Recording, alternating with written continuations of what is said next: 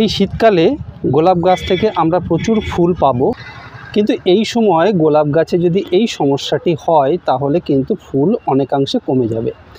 সমস্যাটি হলো, দেখুন এই যে পাতাগুলো আছে একদম সবুজ না হয়ে সামান্য একটু হলুদ হয়ে যাচ্ছে, একে আমরা বলি ক্লোরোসিস, অর্থাৎ ক্লোরোফিলের অভাব হয়েছে গাছটিতে। গোলাপ গাছে এই সমস্যাটি কিন্তু প্রায়শই দেখা দেয়।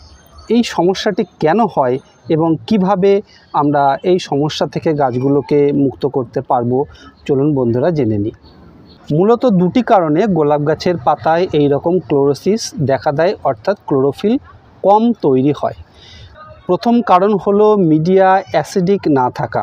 গোলাপ গাছ কিন্তু অ্যাসিডিক মিডিয়া পছন্দ করে, অর্থাৎ মাটি বা সিন্ডার যাতেই আপনার গোলাপ গাছ থাকুক না কেন, সেই মাটি বা সিন্ডার সামান্য একটু 6 থেকে 6.5 এই যে রেঞ্জ, এই রেঞ্জের মধ্যে যদি গোলাপ গাছের মিডিয়া থাকে তাহলে কিন্তু গোলাপ গাছ সুন্দরভাবে সেই মিডিয়া থেকে খাবার সংগ্রহ করে হেলদি হয়ে উঠতে পারে। যদি অ্যালকালাইন হয়ে পড়ে আপনার মিডিয়া, তাহলে কিন্তু খাবার ঠিকঠাক গ্রহণ করতে না পারার জন্য এই রকম সমস্যা দেখা দেয়। তো সেক্ষেত্রে আমরা কি করব, আমাদের মাটি হোক বা সিন্ডার হোক, সেই মিডিয়াটিকে আমরা অ্যাসিডিক রাখবো, অর্থাৎ 7 এর নিচে পিএইচ লেভেল আমাদের রাখতে হবে। সেক্ষেত্রে আমরা সবসময় অর্গানিক ফার্টিলাইজার ব্যবহার করব। আমরা সপ্তাহে অন্তত একবার খোল পচা জল ব্যবহার করব আর ভার্মি কম্পোস্ট ব্যবহার করব। এছাড়াও আমরা ফসফেটের এবং ক্যালসিয়ামের অভাব পূরণ করার জন্য হাড় গুঁড়ো ব্যবহার করতে পারি। তো এই রকম যে সমস্ত অর্গানিক খাবারগুলো গোলাপ গাছের জন্য আছে সেগুলো আপনারা ব্যবহার করুন, তাহলে আপনাদের মিডিয়া অ্যাসিডিক থাকবে এবং গোলাপ গাছ হেলদি হবে। আর দ্বিতীয় যে কারণের জন্য গোলাপ গাছের এই রকম ক্লোরোসিস অর্থাৎ পাতা এই রকম হলুদ হয়ে যাওয়া রোগটা তৈরি হয়, সেটি হলো ম্যাগনেসিয়ামের অভাব। ম্যাগনেসিয়ামের অভাব হলেও কিন্তু এই রকম পাতায় ক্লোরোফিলের অভাব দেখা দেয়। ম্যাগনেসিয়ামের অভাব হলে খুব সহজেই আমরা সেই অভাব পূরণ করে দিতে পারি।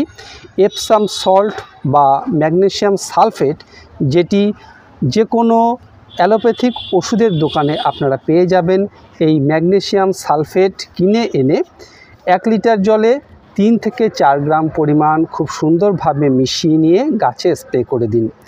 সপ্তাহে 2 বার স্প্রে করুন, তারপর 7 দিন গ্যাপ দিয়ে আর একবার স্প্রে করে দিন, তাহলে দেখবেন এই সমস্যাটি দূর হয়ে গেছে। আর যদি একান্তই না হয় তাহলে আর 2 বার স্প্রে করুন, অর্থাৎ 3 থেকে 4 দিন অন্তর অন্তর 4 বার স্প্রে করে দিন, তাহলে এই গোলাপ গাছের যে ক্লোরোসিসের যে সম্ভাবনা, এই যে পাতা হলুদ হয়ে যাওয়া, এই যে শিরাগুলো দেখুন সবুজ আছে আর পাশ থেকে এরকম হলুদ হয়ে যাচ্ছে, এই সমস্যাটি দূর হয়ে যাবে।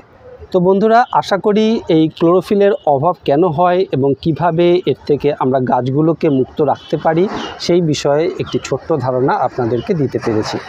ভিডিওটি ভালো লাগলে অবশ্যই একটি লাইক করবেন আর আপনাদের মতামত অবশ্যই জানাবেন। আপনারা ভালো থাকুন, সুস্থ থাকুন আর প্রচুর গাছ লাগান। ধন্যবাদ।